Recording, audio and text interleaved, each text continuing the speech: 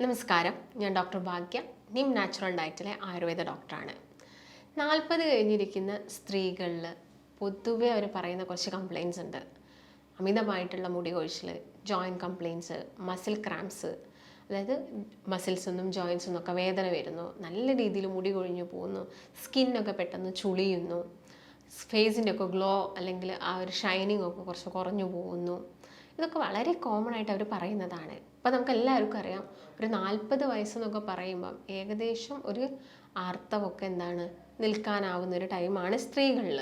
അപ്പം ഇങ്ങനെ ഉണ്ടാകുന്ന സമയത്ത് അല്ലെങ്കിൽ അതിന് മുൻപായിട്ട് നമ്മൾ കഴിക്കേണ്ട കുറച്ച് വൈറ്റമിൻസ് റിച്ച് ആയിട്ടുള്ള ഭക്ഷണങ്ങളുണ്ട്. അപ്പം നിങ്ങൾ വൈറ്റമിൻ സപ്ലിമെൻറ്റ്സ് ഉള്ള ഫുഡുകൾ കഴിക്കാനാണ് പറയുന്നത്. ഒരിക്കലും നിങ്ങളോട് ഡയറക്റ്റായിട്ട് വൈറ്റമിൻ സപ്ലിമെൻറ്റ്സ് ഒന്നും കഴിക്കാൻ പറയുന്നില്ല. അപ്പോൾ നിങ്ങൾ ഈ പറയുന്ന വൈറ്റമിൻസ് ഒക്കെ റിച്ച് ആയിട്ടുള്ള ഭക്ഷണങ്ങൾ മാക്സിമം ഉൾപ്പെടുത്താൻ വേണ്ടിയിട്ട് നോക്കുക. അപ്പം ഇങ്ങനെ ചില സ്ത്രീകളിലൊക്കെ ആണെങ്കിൽ പീരീഡ്സിൻ്റെ കുറച്ച് മുൻപേ തന്നെ ഈ സിംറ്റംസ് ഒക്കെ അവരുടെ ബോഡിയിൽ പെട്ടെന്ന് ചൂട് കൂടുന്നു, മുടി കൊഴിച്ചിൽ വരുന്നു, സ്കിന്ന് പെട്ടെന്ന് ചുളിഞ്ഞു പോകുന്നു. ഇതൊക്കെ പീരീഡ്സ് നിൽക്കുന്നതിൻ്റെ കുറച്ച് മുൻപായിട്ട്, അല്ലെങ്കിൽ ആർത്തവം ഒരു 2-3 മാസം കണ്ടിന്യൂസ് ആയിട്ട് ആവുന്നു, പിന്നെ ഒരു 6 മന്ത് സ്റ്റോപ്പ് ആവുന്നു. ഇതൊക്കെ വളരെ കോമൺ ആയിട്ട് കാണിക്കുന്ന കുറച്ച് കാര്യങ്ങളാണ്. അപ്പം അവരെന്തൊക്കെ വൈറ്റമിൻസ് ആണ് അവരുടെ ഭക്ഷണത്തിൽ ഉൾപ്പെടുത്തേണ്ടത്? വളരെ കോമൺ ആയിട്ട് നമ്മൾ പറയേണ്ടത് വിറ്റാമിൻ ഡി തന്നെയാണ്. വൈറ്റമിൻ ഡിന് നമ്മുടെ ഡെയിലി ലൈഫിൽ ഒരുപാട് ഫങ്ഷൻസ് ഉണ്ട് അത് ചെയ്യുന്നത്. അപ്പം നിങ്ങൾക്ക് വൈറ്റമിൻ ഡി കുറഞ്ഞു പോയെന്ന് കരുതുക, നമുക്ക് ഇടയ്ക്കിടയ്ക്ക് റിക്കറൻ്റ് ആയിട്ടുള്ള ഇൻഫെക്ഷൻസ് വരാനുള്ള ചാൻസസ് ഉണ്ട്. നമ്മൾ ഇടയ്ക്കിടയ്ക്ക് ഡിപ്രഷനിലോട്ട് പോവാം. നമുക്ക് ഒരു കാരണമല്ലാതെ നമ്മൾ സങ്കടപ്പെട്ടിരിക്കുന്നതിൻ്റെ ഒരു പ്രധാനപ്പെട്ട റീസണിലൊന്ന് എന്താണ്? വിറ്റാമിൻ ഡി കുറഞ്ഞു പോകുന്നതാണ്. അതുപോലെ തന്നെ ജോയിൻറ്റ്സ് നിന്നൊക്കെ വരുന്ന പെയിന് കാര്യങ്ങൾ, ഇങ്ങനെയുള്ള പ്രശ്നങ്ങളൊക്കെ ഇവരിൽ വരാം. അപ്പോൾ ഒരുപാട് കാലം വിറ്റാമിൻ ഡി അല്ലെങ്കിൽ കുറഞ്ഞിങ്ങനെ നമ്മുടെ രക്തത്തിൽ നിൽക്കുകയാണെങ്കിലും നമുക്ക് ഹാർട്ട് റിലേറ്റഡ് ആയിട്ടുള്ള അല്ലെങ്കിൽ നമ്മുടെ ബ്ലഡ് വെസൽസിൻ്റെ പമ്പിങ് ഒക്കെ കുറയാനുള്ള കാരണമൊക്കെ ആവാറുണ്ട്. അപ്പം നമ്മൾ അതിനുള്ള പ്രോപ്പറായിട്ട് എന്ത് ചെയ്യണം? ഇനീഷ്യലി തന്നെ ഭക്ഷണങ്ങളൊക്കെ കൂടുതലും അത് റിച്ച് ആയിട്ടുള്ളതൊക്കെ എടുക്കാൻ വേണ്ടിയിട്ട് നോക്കുക. അപ്പോൾ നമ്മൾ നോക്കുന്ന സമയത്ത് വൈറ്റമിൻ ഡി നമുക്ക് മെയിനായിട്ട് 2 രീതിയിൽ കിട്ടുന്നുണ്ട്. ഒന്ന് സണ്ണിൽ നിന്നും, മറ്റൊന്ന് പ്ലാന്റ്സിൽ നിന്നുമാണ്. ഇപ്പോൾ സണ്ണിൽ നിന്ന് നമുക്ക് വൈറ്റമിൻ ഡി കിട്ടുന്നത് നമുക്ക് എല്ലാവർക്കും അറിയാം. നമുക്ക് ആ രാവിലെ ഒരു 10 മണി മുതൽ ഉച്ചയ്ക്ക് ഒരു 2 മണി വരെയാണ് ആ ഒരു സൺഷൈൻ നമുക്ക് വൈറ്റമിൻ ഡി നമുക്ക് കിട്ടുന്നത്. അതുപോലെ തന്നെ ഭക്ഷണത്തിൽ നിന്നൊക്കെ ആണെങ്കിൽ നമുക്ക് പ്ലാന്റ്സിൽ നിന്ന് കിട്ടുന്നുണ്ട്. അതുപോലെ തന്നെ ഒമേഗ 3, കോഡ് ലിവർ ഓയിൽ, ഇതിൽ നിന്നൊക്കെയാണ് നമുക്ക് കൂടുതലായിട്ട് കിട്ടുന്നത്. അതുപോലെ തന്നെ മഷ്റൂം, കൂണൊക്കെ കൂടുതലായിട്ട് കഴിക്കുന്ന സമയത്ത്. അപ്പം ഈ ഒരു വിറ്റാമിൻ ഡി നമ്മുടെ ബോഡിയിൽ ഉണ്ടെങ്കിൽ മാത്രമേ കാൽഷ്യത്തിൻ്റെ അബ്സോർപ്ഷൻ ഉണ്ടാവുള്ളൂ, എങ്കിലും മാത്രമേ നമ്മുടെ ജോയിൻറ്റിൻ്റെ ഒക്കെ ഹെൽത്ത് പ്രോപ്പറായിട്ട് നിൽക്കുള്ളൂ. അപ്പം ഇത് റിച്ച് ആയിട്ടുള്ള ഫുഡുകൾ നിങ്ങൾ മാക്സിമം കഴിക്കാൻ വേണ്ടിയിട്ട് നോക്കുക. അപ്പം ഇല്ലെങ്കിൽ ഞാൻ നേരത്തെ പറഞ്ഞ പോലെയുള്ള ഇൻഫെക്ഷൻസ്, ഡിപ്രഷന്, അങ്ങനെ ജോയിൻറ്റ് കംപ്ലയിൻറ്റ്സ്, നീര്, അങ്ങനെയുള്ള പ്രശ്നങ്ങളൊക്കെ നമുക്ക് ഇടയ്ക്കിടയ്ക്ക് ഉണ്ടാവാനുള്ള, പെട്ടെന്ന് മെമ്മറി കുറഞ്ഞു പോകുന്നു. പുരുഷന്മാരെ സംബന്ധിച്ചിടത്തോളം ടെസ്റ്റോസ്റ്റിറോൺ ഹോർമോൺസ് വരെ കുറഞ്ഞു പോകാനുള്ള ചാൻസസ് ഉണ്ട്. വിറ്റാമിൻ ഡി കുറഞ്ഞു കഴിഞ്ഞാൽ നമുക്ക് ഈ സെക്ഷൽ ലൈംഗികത അല്ലെങ്കിൽ ആ ഒരു ഭാഗത്തോട് താല്പര്യക്കുറവ്, അപ്പം അങ്ങനെയുള്ള പ്രശ്നങ്ങളൊക്കെ ഉണ്ടാവാം. അപ്പം നിങ്ങൾ ചെക്ക് ചെയ്യുക. ഇപ്പം നമ്മൾ നോക്കുകയാണെങ്കിൽ കൂടുതലായിട്ടും ആളുകൾ അടച്ചിട്ട റൂമിൽ നമ്മൾ ഇരിക്കുകയാണ്, നമ്മൾ പുറത്തിറങ്ങിയിട്ടുള്ള വർക്കുകളും കാര്യങ്ങളും ഒന്നുമില്ല. അപ്പം അതൊക്കെ ലിമിറ്റഡ്. നമ്മളിപ്പോൾ സണ്ണ് അല്ലെങ്കിൽ നമ്മൾ കുറച്ചൊന്ന് വെയിലടിക്കുമ്പോഴേക്ക് തന്നെ നമുക്ക് പേടിയാണ്, നമുക്ക് സൺ ടാൻ വരുമോ എന്നുള്ളൊരു ഭയം കൊണ്ട് നമ്മൾ ആരും തന്നെ പുറത്തോട്ട് ഇറങ്ങാറേയില്ല. അപ്പം ഇതെല്ലാം നമ്മുടെ ബോഡിക്ക് മറ്റു രീതിയിലുള്ള പ്രശ്നങ്ങൾ ഉണ്ടാക്കുന്നുണ്ട്. അല്ലെങ്കിൽ അത് റിച്ച് ആയിട്ടുള്ള ഫുഡുകൾ നിങ്ങൾ കഴിക്കണം. അപ്പോൾ വിറ്റാമിൻ ഡി റിച്ച് ആയിട്ടുള്ള ഫുഡുകൾ എന്ന് പറയുമ്പോൾ നട്ട്സുകളായിക്കോട്ടെ, സീഡ്സുകളായിക്കോട്ടെ, പാലുൽപ്പന്നങ്ങളും. ഇപ്പോഴുള്ള പാലെന്ന് പറയുന്നത് നമുക്ക് ഓർഗാനിക്കായിട്ട് കിട്ടുന്ന പാലൊന്നുമല്ല, അതും നമ്മുടെ ബോഡിക്ക് പ്രശ്നങ്ങൾ തന്നെയാണ്. അതുപോലെ തന്നെ മുട്ടയൊക്കെ ആയിക്കോട്ടെ, നാടൻ മുട്ട കിട്ടുന്നുണ്ടെങ്കിൽ അത് നിങ്ങൾ കഴിക്കുക.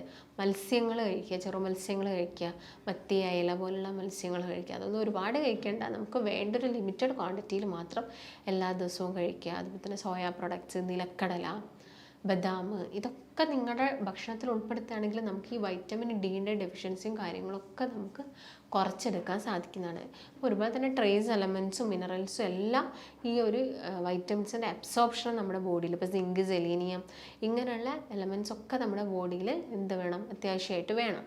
അപ്പം ഈ കാര്യങ്ങളൊക്കെ നിങ്ങൾ മെയിനായിട്ടും ശ്രദ്ധിക്കുക. അപ്പം അതുപോലെ തന്നെ ഇമ്പോർട്ടൻ്റ് ആയിട്ടുള്ള മറ്റൊരു വൈറ്റമിനാണ് വിറ്റാമിൻ B12 എന്ന് പറയുന്നത്. അപ്പോൾ ഇതാണെങ്കിലും നമുക്ക് വരുന്ന ഈ മസിൽസിന് വരുന്ന ക്രാമ്പുകൾ അല്ലെങ്കിൽ ന്യൂറോപ്പതിക് കണ്ടീഷൻസ് ഉണ്ട്, പെട്ടെന്ന് കാല് തരുത്തു പോകുന്നത്, മരവിച്ചു പോകുന്നതൊക്കെ വിറ്റാമിൻ B12 കുറവ് കാരണം. അപ്പം ഇങ്ങനെ ഒരു B12 കുറവ് നമ്മുടെ ബോഡിയിൽ ഉണ്ടാവാൻ പാടില്ല. അപ്പം അതിനുള്ള ഫുഡുകൾ നിങ്ങൾ മാക്സിമം എടുക്കാം. ഷെൽഫിഷുകളൊക്കെ ഒക്കേഷണലി, കൊളസ്ട്രോൾ ഒന്നും ഇല്ലെങ്കിൽ നമുക്ക് ഷെൽഫിഷൊക്കെ കഴിക്കുന്നതുകൊണ്ടൊന്നും വലിയ പ്രശ്നമല്ല. ഒക്കേഷണലി അതൊക്കെ കഴിക്കുക. അതുപോലെ തന്നെ പാലും അതിൻ്റെ ഉൽപ്പന്നങ്ങൾ, ചീസോ അങ്ങനെയുള്ളത്, മഷ്റൂംസ് കഴിക്കാം, വെള്ളക്കടല കഴിക്കാം, എള്ള് കഴിക്കാം. അപ്പം ഇങ്ങനെയുള്ള കാര്യങ്ങൾ, ഈ വാഴയുടെ തട്ട, പിണ്ടി, ഇങ്ങനെയുള്ള ഐറ്റംസ് ഒക്കെ നിങ്ങൾ ഭക്ഷണത്തിൽ ഉൾപ്പെടുത്തുക. ഇതിൽ നിന്നൊക്കെ ഒരുപാട് നമ്മുടെ ശരീരത്തിന് ഫ്രീ ഫൈബേഴ്സൊക്കെ കിട്ടുന്നുണ്ട്. ഫ്രൂട്ട്സുകൾ കഴിക്കുക, പേരക്ക കഴിക്കുക. അതുപോലെ തന്നെ നല്ല നല്ല ഓയിൽസ് യൂസ് ചെയ്യുന്ന സമയത്ത് കൂടുതൽ ഹീറ്റ് ചെയ്യാതെ ഓയിൽസ് യൂസ് ചെയ്യുക. അങ്ങനെയുള്ള കാര്യങ്ങളൊക്കെ നിങ്ങൾ ശ്രദ്ധിക്കണം. എന്നാൽ മാത്രമേ നമ്മുടെ ബോഡിയിൽ പ്രോപ്പറായിട്ടുള്ള വൈറ്റമിൻസിൻ്റെ ഒക്കെ അബ്സോർപ്ഷൻ ഉണ്ടാവുള്ളൂ. പിന്നെ പറയുന്നത് വിറ്റാമിൻസ് എന്ന കേസ് നോക്കണം, വൈറ്റമിൻ സി ആണ്. വൈറ്റമിൻ സി നമുക്ക് എല്ലാവർക്കും അറിയാം, ചെറീസിലും ഓറഞ്ച്, നെല്ലിക്ക ഇതിലൊക്കെ. അതിപ്പോൾ എല്ലാ ദിവസവും കഴിക്കല്ല, നമുക്ക് കിട്ടുന്ന സമയത്ത് മാക്സിമം അതൊക്കെ നിങ്ങളുടെ ഭക്ഷണത്തിൽ ഉൾപ്പെടുത്തുക. പിന്നെ മാഗ്നീഷ്യം, കാൽസ്യം റിച്ച് ആയിട്ടുള്ള ഭക്ഷണങ്ങൾ കഴിക്കുക എന്നുള്ളതാണ്. അപ്പം കൂടുതലായിട്ട് നമുക്കറിയാം മഗ്നീഷ്യമൊക്കെ നേന്ത്രപ്പഴത്തിലൊക്കെ ഒരുപാട്, അനാർ പോലുള്ള ഫ്രൂട്ട്സൊക്കെ നിങ്ങളുടെ ഭക്ഷണത്തിൽ ഉൾപ്പെടുത്താൻ വേണ്ടിയിട്ടൊക്കെ നോക്കുക. അപ്പോൾ ഇതൊക്കെ കഴിക്കുമ്പോൾ തന്നെ നമ്മുടെ ശരീരത്തിന് വരുന്ന ഇങ്ങനെയുള്ള ജോയിൻറ്റ് കംപ്ലയിൻറ്റ്സ്, മുടി കൊഴിച്ചിൽ അല്ലെങ്കിൽ സ്കിന്നിന് വരുന്ന പ്രശ്നങ്ങൾ ഒക്കെ നമുക്ക് കുറഞ്ഞു കിട്ടും. അപ്പോൾ എല്ലാ ദിവസവും എല്ലാം നമുക്ക് കഴിക്കാൻ പറ്റിയെന്ന് വരില്ല. നിങ്ങൾ എല്ലാ ദിവസവും കുറച്ചെങ്കിലും ഞാൻ ഈ പറയുന്ന ഭക്ഷണങ്ങളൊക്കെ നിങ്ങളുടെ ഫുഡിൽ ഉൾപ്പെടുത്തുക.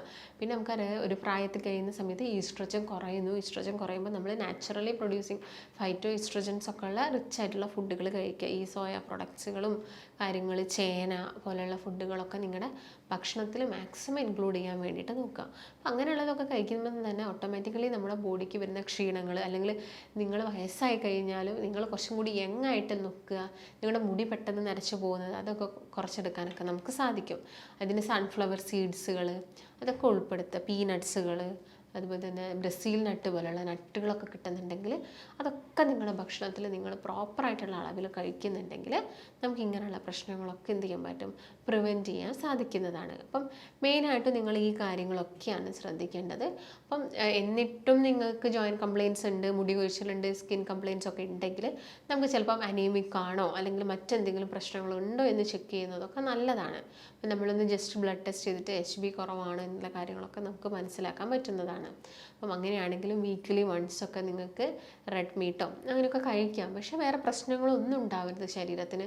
നിങ്ങൾ നന്നായിട്ട് വ്യായാമം ചെയ്യണം. നിങ്ങൾ കഴിക്കുന്ന ഭക്ഷണം അല്ലെങ്കിൽ നിങ്ങൾ കൂടുതലായിട്ട് ബോഡിയിൽ കൊഴുപ്പടിഞ്ഞു കൂടുന്നുണ്ടെങ്കിൽ അത് ബേൺ ഔട്ട് ചെയ്യാനുള്ള രീതികളും കാര്യങ്ങളൊക്കെ ചെയ്യണം. പിന്നെ കുറച്ചും കൂടി നമ്മൾ എനർജറ്റിക് ആയിട്ട് ഇരിക്കണമെങ്കിലൊക്കെ നമ്മൾ കുറച്ച് സോഷ്യലായിട്ട് എല്ലാവരും ഇടപഴകുക, കുറച്ച് അല്ലാത്ത ആക്ടിവിറ്റീസിലൊക്കെ പങ്കെടുക്കുക.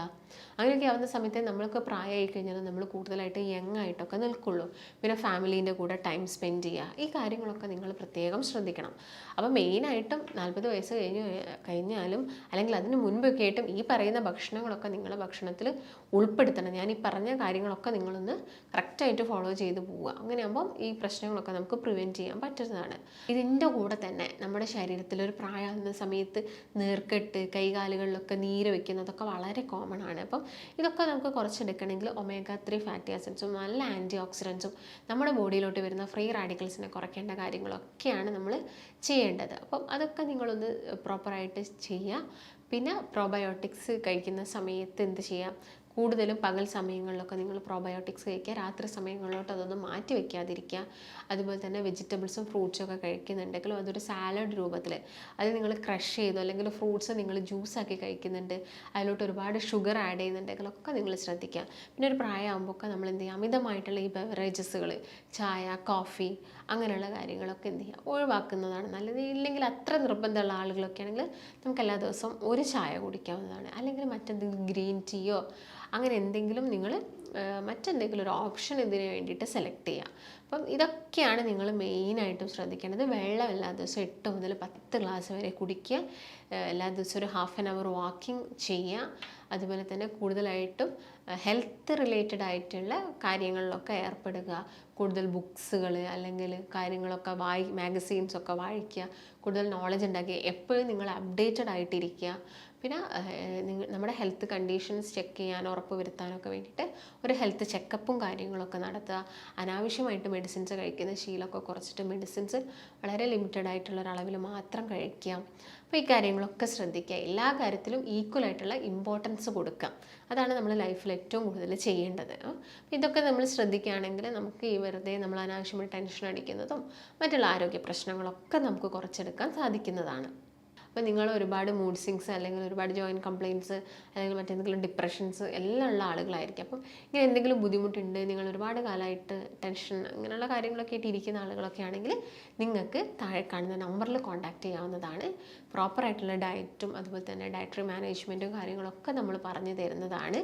അപ്പം ഇതിനെക്കുറിച്ച് നിങ്ങൾക്ക് ഡീറ്റെയിൽഡ് ആയിട്ട് അറിയണമെങ്കിൽ താഴെ കാണുന്ന നമ്പറിൽ കോൺടാക്റ്റ് ചെയ്യാവുന്നതാണ്.